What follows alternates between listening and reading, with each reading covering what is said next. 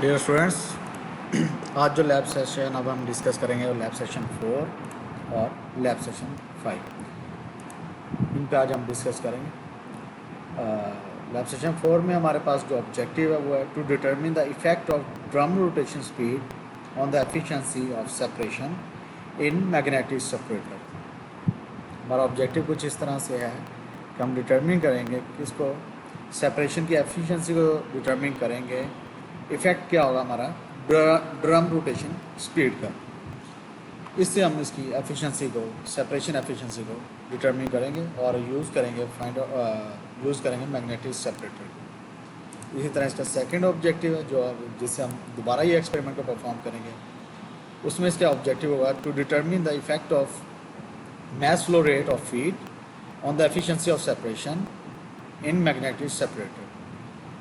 mass flow rate जो हमारा feed का होगा उसके इफेक्ट को हम वेरी करेंगे या चेंज करेंगे और फाइंड आउट करेंगे कि हमारी एफिशिएंसी ऑफ सेपरेशन क्या है इन मैग्नेटिक सेपरेटर। तो अब हम ऑपरेटर्स को देख लेते हैं। ऑपरेटर्स क्या हमारे पास जो ऑपरेटर्स है वो मैग्नेटिक सेपरेटर है और वे बैलेंस होगा।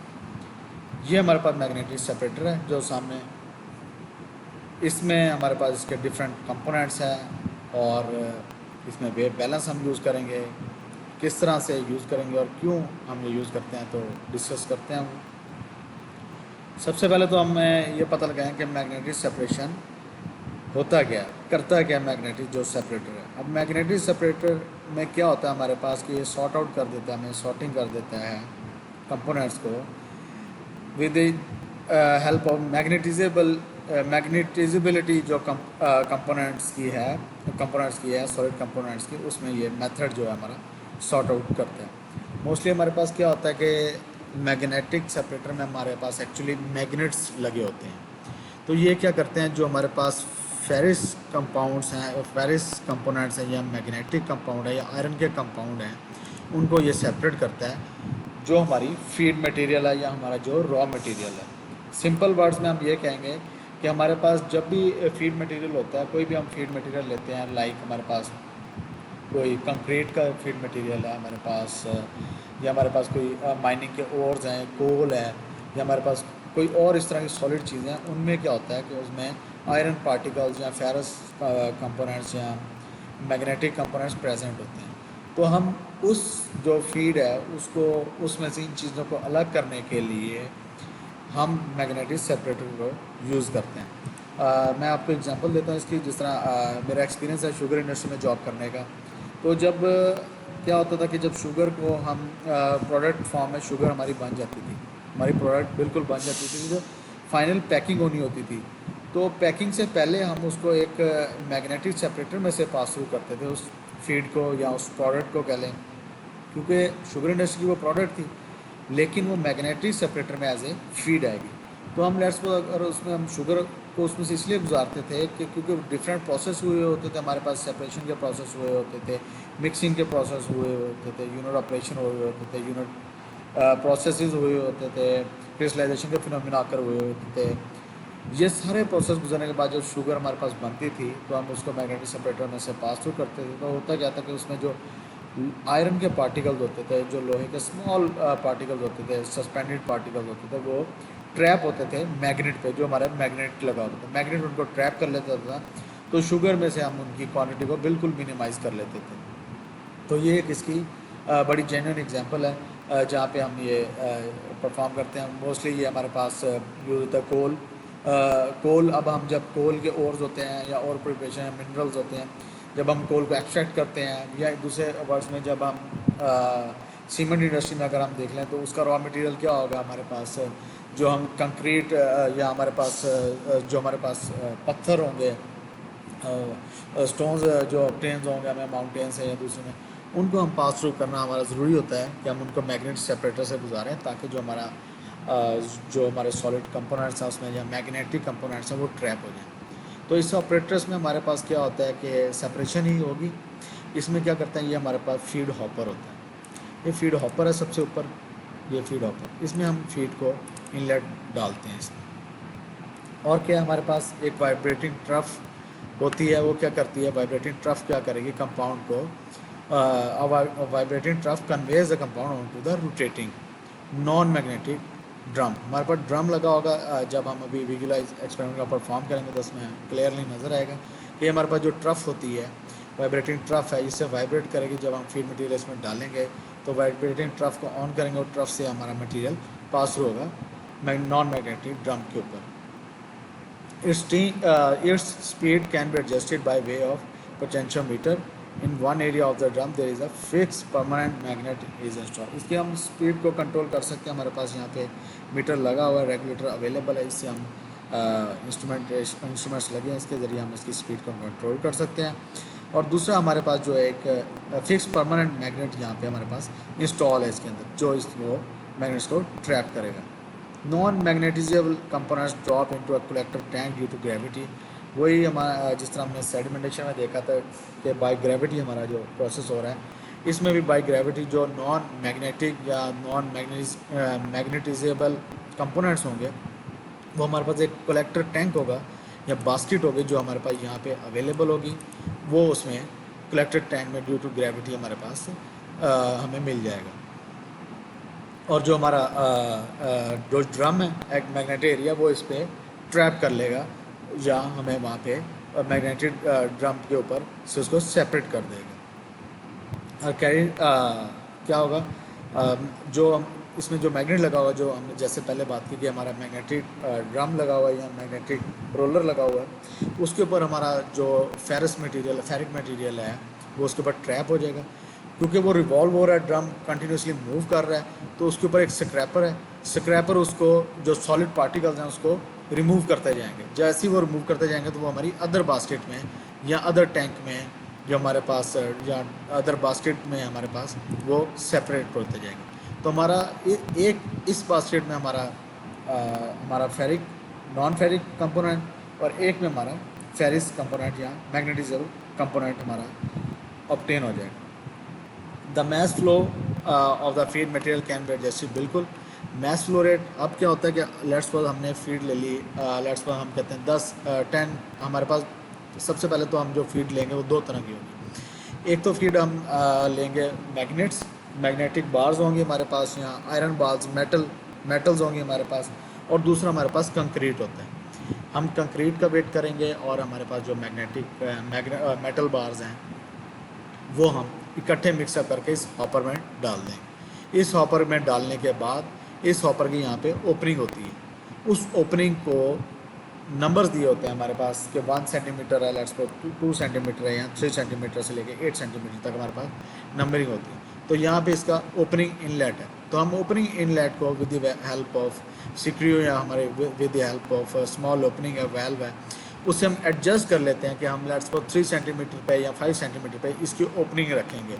कि 5 सेंटी इससे होगा क्या कि हमारे पास इधर हमने फीड डाली है कंक्रीट की और मेटल्स डाली हैं या आयरन मेटल्स डाली हैं, आयरन बार्स डाले हैं, वो हमारी एक फिक्स ओपनिंग से हमने 3 सेंटीमीटर उसकी ओपनिंग को एडजस्ट किया. यहाँ पे 3 सेंटीमीटर की ही ओपनिंग से वो पास थ्रू होंगे. तो वो भी एडजस्टेबल है. वो भी हम मैस फ्लो रेट भी हम फीड में का एडजस्ट कर लेते हैं. हॉपर आउटलेट है, हाँ जी, उसको हॉपर आउटलेट भी हम कहेंगे. From vibrating trough by the way, ये हमारी होगी वाइब्रेटिंग ट्रफ. ये हमें जो ऑरेंज कलर की हमें नज़र आई ये हमारी वाइब्रेटिंग ट्रफ है.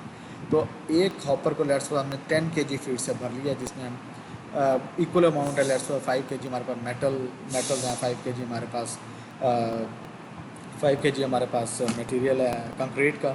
इसकी ओपनिंग को एडजस्ट कर लिया तो हमारी जो वाइब्रेटिंग ट्रफ पे है वो हमने फ्लो रेट उसका प्रॉपर एडजस्ट कर दिया कि हमारा 3 सेंटीमीटर या 4 सेंटीमीटर की ओपनिंग है. तो एक प्रॉपर फ्लो रेट के साथ हमारे पास जो हमारी फीड मटेरियल है वो मूव करेगा. A mixture of sand and steel items such as hexagon nuts is recommended for the use of material. अब जिस तरह मैंने आपको ऊपर एग्जांपल दी कि हमारे पास शुगर थी, वाइट शुगर थी, वाइट क्रिस्टल शुगर थी. हम वाइट क्रिस्टल शुगर जो इंडस्ट्री में होती है उसमें बिल्कुल बारीक छोटे पार्टिकल्स होते हैं आयरन के, तो हमने वो मटेरियल भी यूज़ कर सकते हैं. मिक्सचर ऑफ सैंड या स्मॉल स्टील आइटम्स का भी यूज़ कर सकते हैं हम. सैंड हमारे पास अवेलेबल है लैब में, सैंड ले लें. और हमारे पास स्टील आइटम्स में आयरन मेटल्स हैं या मेटल बार्स हैं वो भी हम यूज़ कर सकते हैं. For example hexagon nuts recommend कर रहे हैं तो हम कोई भी मटेरियल लेके इसको यूज़ कर सकते हैं.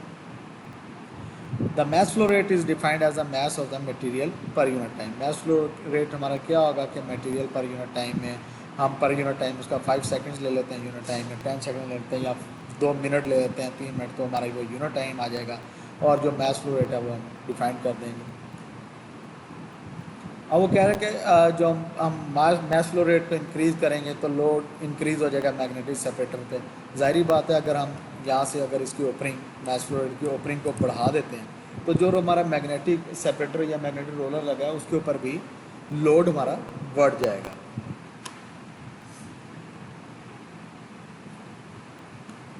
Up to a certain the efficiency of magnetic. अब हमने इसमें एक्चुअली फाइंड आउट करनी है एफिशिएंसी, तो हम एफिशिएंसी फाइंड आउट भी कर लेंगे।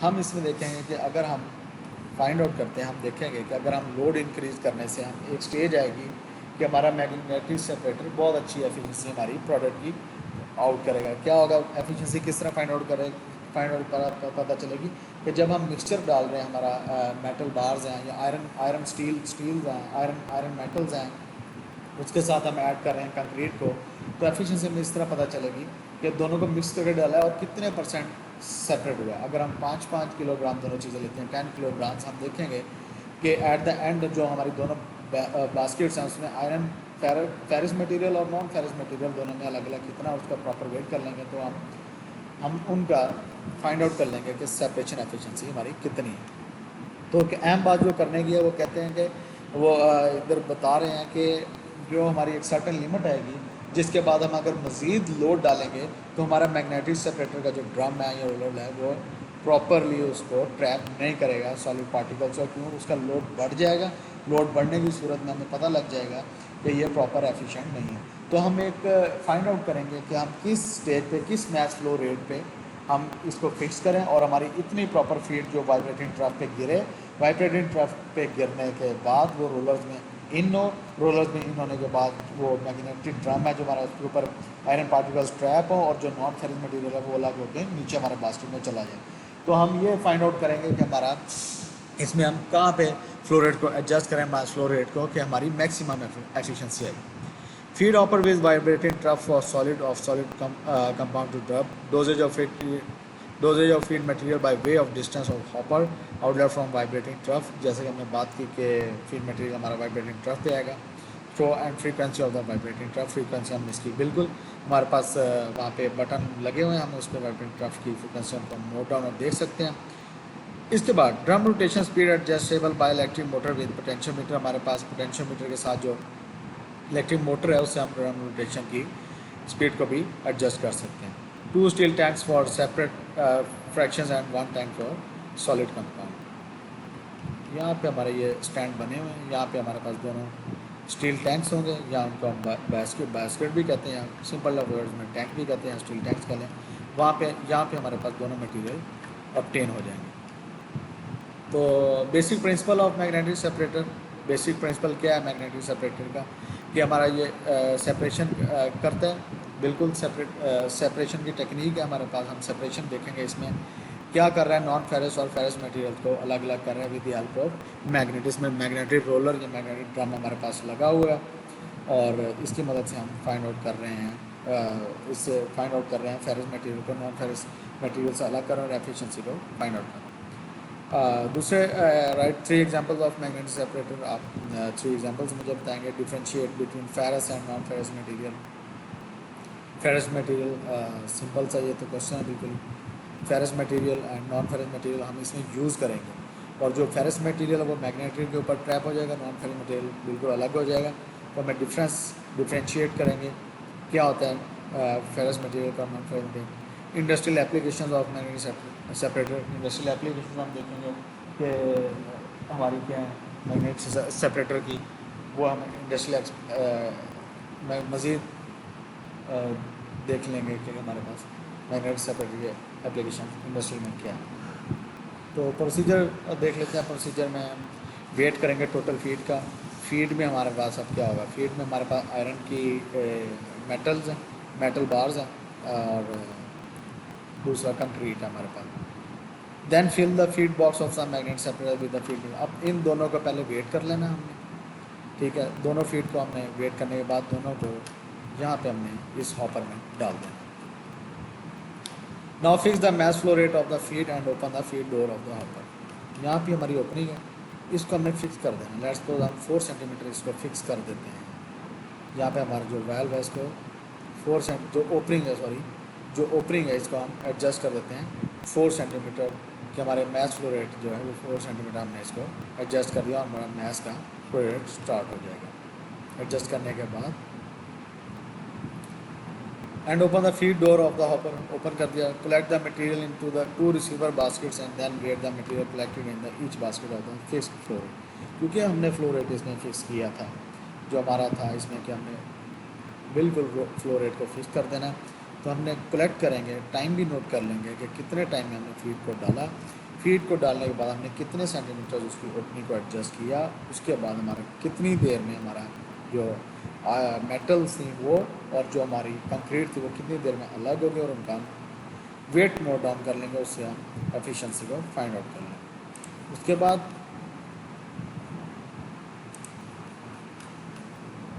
ड्रम रोटेशन स्पीड भी हम फाइंड आउट कर सकते हैं। Now change the RPM rotation पर मिनट ऑफ ड्रम। हम इसके यहाँ पे हमारे पास मीटर लगा हुआ है आरपीएम का, या हमारे पास इंस्टॉल्ड है। यहाँ से हमारे पास हम इसके ड्रम रोटेशन आरपीएम को चेंज करेंगे और एक्सपेरिमेंट को हम रिपीट कर लेंगे। कैलकुलेट करेंगे separation efficiency for different RPM के साथ, ये हम एडजस्ट कर लेंगे। और इसके अलावा हम फिक्स फ्लो रेट या मैच फ्लो रेट को चेंज करने के बाद वो भी फाइंड आउट करेंगे। तो इस तरह हमारे पास दोनों ऑब्जेक्ट्स से हम बारी बारी लैब सेक्शन 4 और लैब सेक्शन 5 में ये परफॉर्म करेंगे। अच्छा, अब हम ऑब्जर्वेशन कैलकुलेशन में देखते हैं। वेट ऑफ आयरन मटेरियल क्या है वो ग्राम्स में लेंगे। Weight of iron material metals हैं हमारे पास, वो देख लेंगे। वेट ऑफ इनर्ट मटेरियल हमारे पास क्या कंक्रीट है हमारे पास, उसका वेट कर लेंगे। दोनों को एडअप कर लेंगे और इनको इकट्ठा फीड बॉक्स में डालेंगे, फीड हॉपर में डालेंगे। और उसके बाद जो हमारे पास कलेक्ट होगा बास्केट 1 में और बास्केट 2 में, इन दोनों को हम सेपरेटली इनका वेट कर लेंगे। एफिशिएंसी ऑफ सेपरेशन का फार्मूला क्या है? Weight of material collected in basket 1 divided by total weights हमारे पास यहाँ पे एफिशिएंसी निकल आएगी और वो परसेंटेज में होगी, वो हम नोट डाउन करेंगे। अब इसमें हम पहले क्या कर लेंगे, आरपीएम कितने लिए, लेट्स फॉर 50 आरपीएम, 60 आरपीएम, 70, 80 या 100, 150, 200, 250 आरपीएम पे एडजस्ट करेंगे। फीड हमारी टोटल कितनी थी, बास्केट 1 में मटेरियल कितना कलेक्ट हुआ, बास्केट 2 में हमारा मटेरियल कितना कलेक्ट हुआ।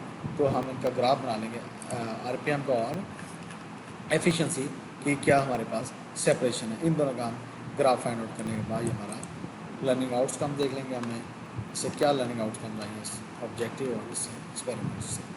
तो ये हमारा लैब सेशन है और ये हमारा परफॉर्म करेंगे और हमारा फाइंड आउट करेंगे हम एफिशिएंसी ऑफ सेपरेशन हमारी क्या है मैग्नेटिक सेपरेटर से। इफ़ हम effect of drum rotation speed पे इफेक्ट करते हैं या हम effect of match flow rate. Match flow rate किस तरह चेंज होगा, दोबारा देखते हैं। मैच फ्लो रेट जहाँ पे हमारे पास ओपनिंग है, हम यहाँ पे ओपनिंग को एडजस्ट करेंगे तो हमारा मैच फ्लो रेट उससे इफेक्ट का चेंज होगा। और जब हम ड्रम रोटेशन स्पीड है या आरपीएम चेंज करें तो यहाँ पे हमारे पास बटन लगा और मीटर जो हमारे आरपीएम को विजुलाइज करता है और आरपीएम करता है और उसके मुताबिक हम इसको एडजस्टमेंट करेंगे। तो ये हमारा लैब सेशन इस तरह परफॉर्म हो जाएगा और इसमें हम दोनों लैब सेशंस को पहले से पुट डाउन करने के बाद ग्राफ और लर्निंग आउटकम को देख लें।